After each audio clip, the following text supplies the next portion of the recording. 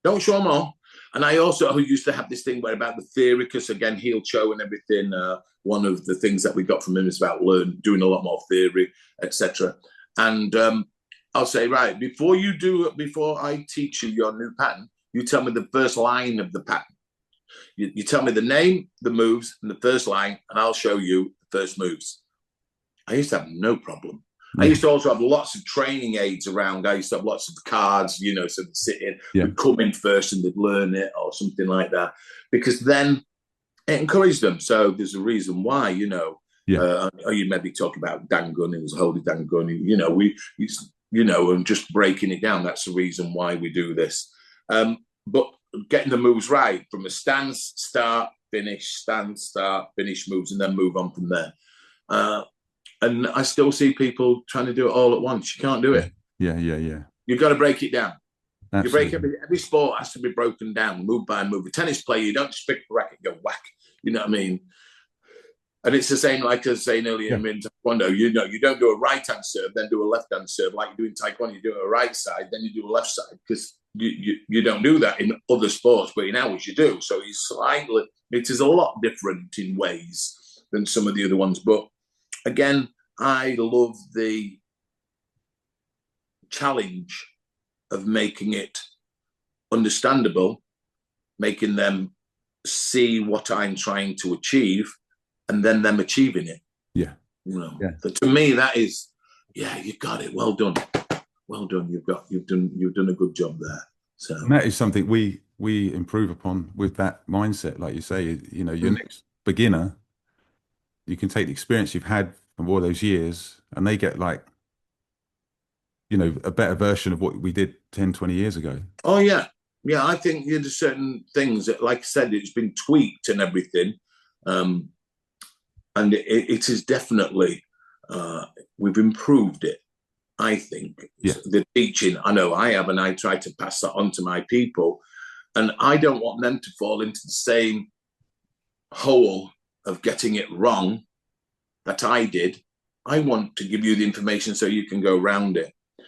So you don't, and it's just so important that you don't let them go into them points. We have a lot in our area. You know, you might do a start position.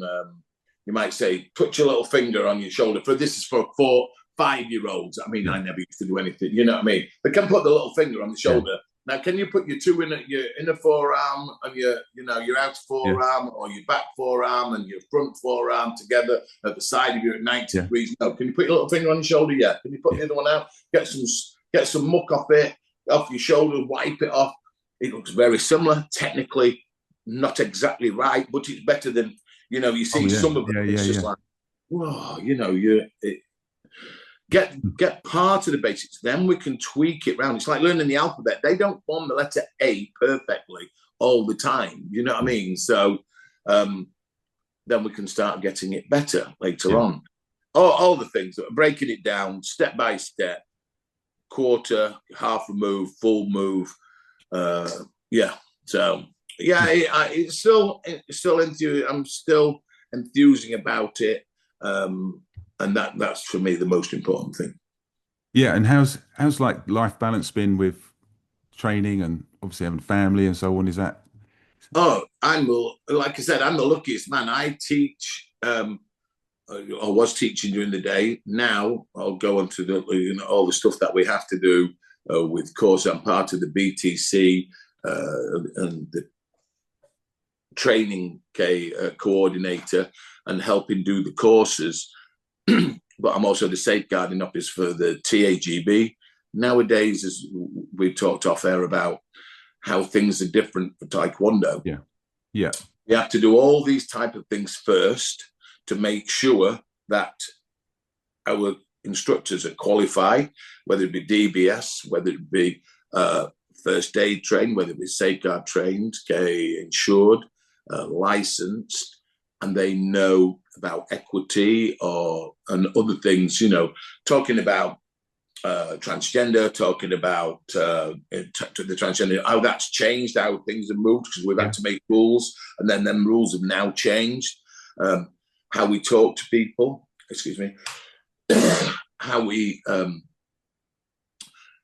make sure everybody is included and having fun in the class. Totally different to what we used to have. Yeah. But we've got to get that. And because we've got like 400 instructors, we have to make sure that everybody's doing it. And as we mentioned, every football coach has to do it. I volunteer for a ski club. I'm the chair of the ski club, but all our ski instructors have to do it. All the, livery have to do it. All the trainers at the stables have to do it. Everybody has to do it. Yeah. We're not different. And it's not just, I don't like it. I've got a hoop to jump through. I've got something. We're always doing it. You know what I mean? It's a little bit of training, and you get 3 years ticket to do your job.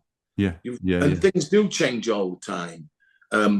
But going to the work-life balance, my wife is you know what I mean? They have their family business. She's a workaholic. She's a trainaholic and everything.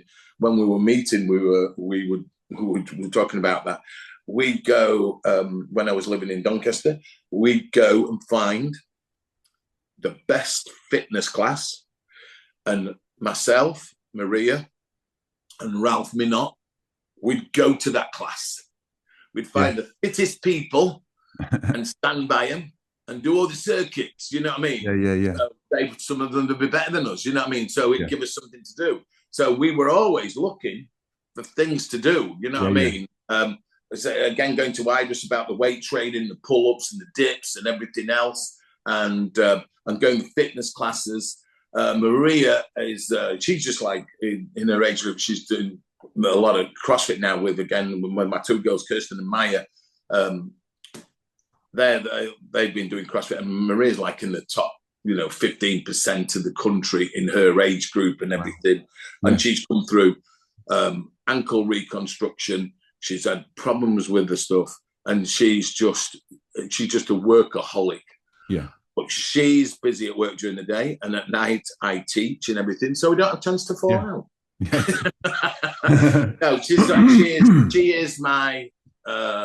She's just stupid. She's just stupid. She is such a hard-working, straight-talking Yorkshire woman. You know what I mean? And the kids have got good work ethos. They never had.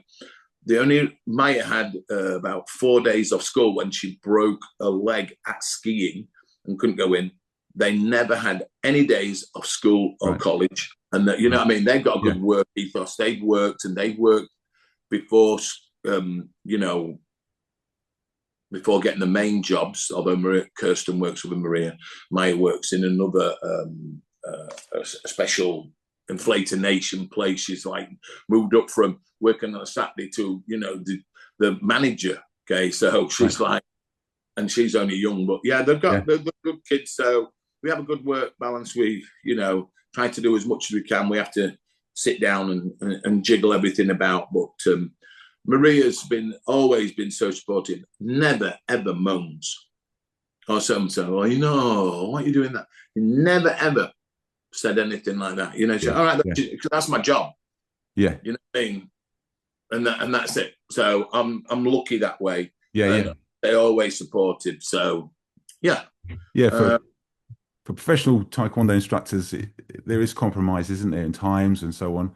But if you've been able to work through it together, it complements each other. Yeah, and that's how we met. I always say to her, I was teaching at Bradford University. I was in the main hall. We had hundreds of people teaching. And I used to say, she used to stand on the balcony in front of where we were doing the black belt sessions. And I said, you used to just, leer at me, didn't you? You know what I mean? As you were walking across that. But no, our paths did cross, and, she was then doing the fitness when I was coming out, and then we ended up going from there. But no. Again, living in Donny, she was in Burley and Wharfdale, and then coming together. That's why we were going to go somewhere nearer halfway, but then we found a place in Brighouse, which is actually not far away from where she works, where I work at Bradford University even now. It's just ideal. And the M62, although sometimes it can be a car park, is great because we're right in the middle. So whether I go to Bristol or whether I go to Glasgow, Edinburgh, there's not a lot in it. Everywhere. It's a super little central point. So it's been good. Good. It's hard. So excellent. a lot out of Taekwondo. Don't have to be, as long as you're a champion of yourself, like I say, produce lots and lots of champions. You know, I work with some great people. You know what I mean? I work with some great people in the TAGB, all the committee, from Mike, Don, Janny, Ron, Paul, Dave, obviously. And, you know, we passed away. We lost Brian Townville not long ago. You know what I mean? God rest his soul. A good lad, another good person. But, yeah, it's just, you just want it to keep growing. You do have to be careful that people wanting to, you know, make up things, say, oh, this style, you know, this is this and this is that. Yeah. You know, and when I talked to CK Choi about people who did that, oh, well, this block could be released. And he said it's a load of BS. You know what I mean? No, you know, like, and if you know CK's story, CK obviously was one of the first world champions open. He also then had a bar in Canada and had some fun in Canada. Yeah, and then obviously with the stuff he was doing, it was very interesting. And again, a super guy to spend time, because we brought him up for seminars, and that was the same with Bill Wallace. You know, I was saying about meeting Bill Wallace. Yeah, great guy. Did quite a few. I mean, one of the best kickboxers in the world. I've done a couple of exhibition bouts with him and everything. Super guy. And you listen to what they've got to say. He'll show again. Yeah. And take on board what they've got. Major Suki, all those people, and their experience, which, you know, how can that help you? As we said, the BTC, the governing body, has been great for Taekwondo, but working again with Kevin Beddoes and Trevor Nichols, I find, you know what I mean? He was obviously in the UKTA, and then he left because of his fallouts. Again, another super guy in his organisation. But these people have been absolutely great in not just my organisation, you know, for the BT, for the good of the people, which is what we we're not on Noah's Ark anymore. We're on Starship Enterprise or the Millennium Falcon or whatever is the latest high-speed form of transport. But again, I love how things are changing. It is harder. We mentioned the way you do things, you've got to be very clinical of what you're doing. And it's just, like I say, from doing the points, doing the full contact, you know, being a champion in forms, open forms, points, full contact, Taekwondo.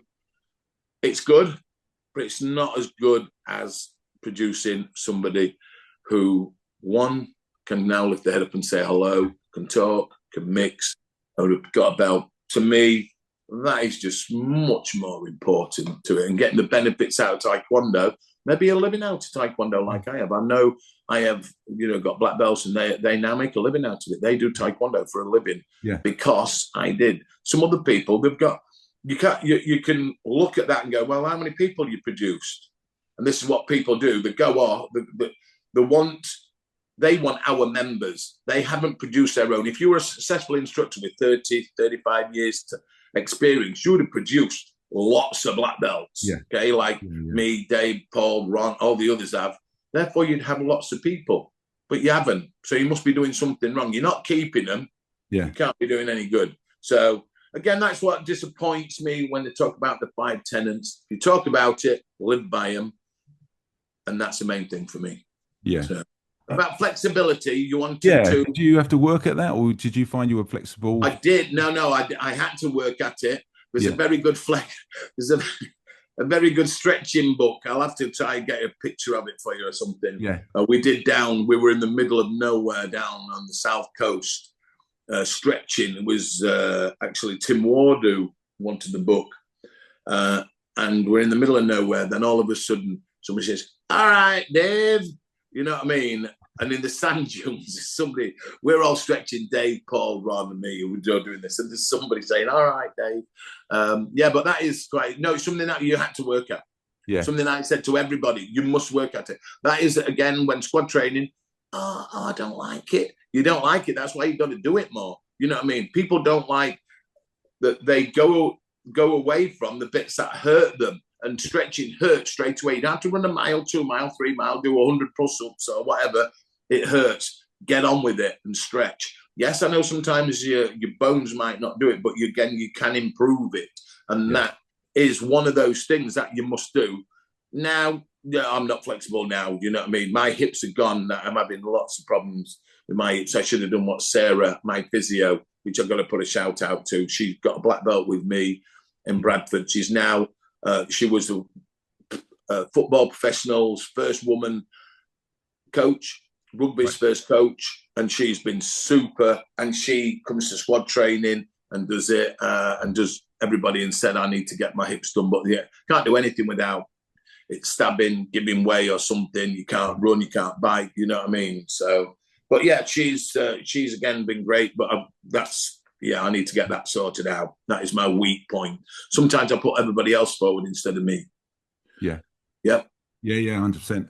What's come over is obviously you've had massive highs in Taekwondo, personal achievement, gold medals, world championships, but it's just the smaller, maybe missed bits that happen in the dojang every day, you know, with the children or adults that are struggling or trying to find a way through, and Taekwondo can touch their lives just as much as, I guess, a world champion winning something.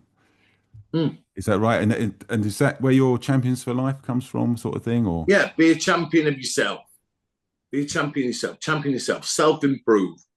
That's what it's all about. I don't care whether you get to yellow belt. That's your own your high point, or you get higher, and maybe you then get a black belt, and you want to become an instructor, and you want to. And I've seen that happen. Well, come and assist in your class, and this is why in the TAGB we have lots of different programs, from junior assistants to the star grading to help with retention of the people.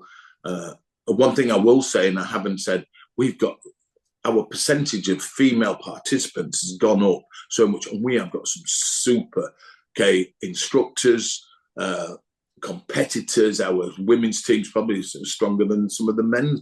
There's more competition in some of the women's divisions than for some of the men's. But we've got some super instructors, you know, Fiona, Annabelle, Jackie, I don't know, you know, there's just so many different people, which has changed completely, because you didn't always used to get that, which I find is really, really important these days as role models for the other kids. Yeah, absolutely. And they're some instructors and the blokes as well, a lot of the time. Yeah, of course. Don't tell anybody I said that. No. Well, sir, it's been fantastic just listening to you and going over everything. I've thoroughly enjoyed it, and just learning about your background and, you know, your history. It's been fantastic. Yeah, that's very kind. Like I say, I'm just a guy from, you know, Yorkshire. I've got a high belt, and that gives me the status of that. But I always remember where you're from, and always looking to improve. Even now, you know, in the way that we teach, in the way that we put things across, in the way that we help instructors. And today's society of social media and everything, which is, you know, can be good, can be poison. I really feel for the youngsters these days, the pressures that they're under. And it is, you know, the mental health of them. Unfortunately, I've had other people, and I know, you know, it goes the wrong way, but we're always here for people. Your instructor, any person out there who's listening to this, who needs to talk to somebody, talk to instructor, talk to your NGB. If you haven't got that, just talk, you know, if you're not even in the NGB, you know, get in touch with us, and if we can help you, we will help you. Yeah. You know, that's what we're here for you. Big thing. We're here for you. These days, you know, there's somebody who will help you. And I know that in our organisation, like we had to cancel a meeting the other day because something had come up. It comes up, but we will help you. We'll find you. And Taekwondo has got so many benefits to it. I hope you enjoy it. I enjoy your training. I hope you can have fun with it. And it gives you the tools to do your other jobs, your relationships, persevere with relationships, or, you know, your work or whatever it may be. Use them 5 tenets in your life, and they will definitely help you. So, yeah, but if you, again, anything else you want to talk about, I'm always here, David. Yeah. It's been really interesting. Thank you. Some lovely, super questions. Yeah. Much appreciated. Yeah, and we're around. Yeah, no, I appreciate that. Amazing. Okay. Good. Yeah, Well, much appreciated. Thank you for asking me to do it and give you my view from my side. Yeah. You know what I mean? And like I say, I'm a lucky guy. Yeah. Well, I'm a very lucky guy to do something you like doing every week. Yeah, every day. Yeah. You know what I mean? Yeah, sometimes it's challenging. But again, I'm the luckiest person to be able to do this and to be paid. So, yeah. No, fantastic. Good luck with all your club and everything, and your wife and what have you. And hope this goes well, and hope you go well. All right. All right. All the best. Thank you so much. You're welcome. All right. Bye.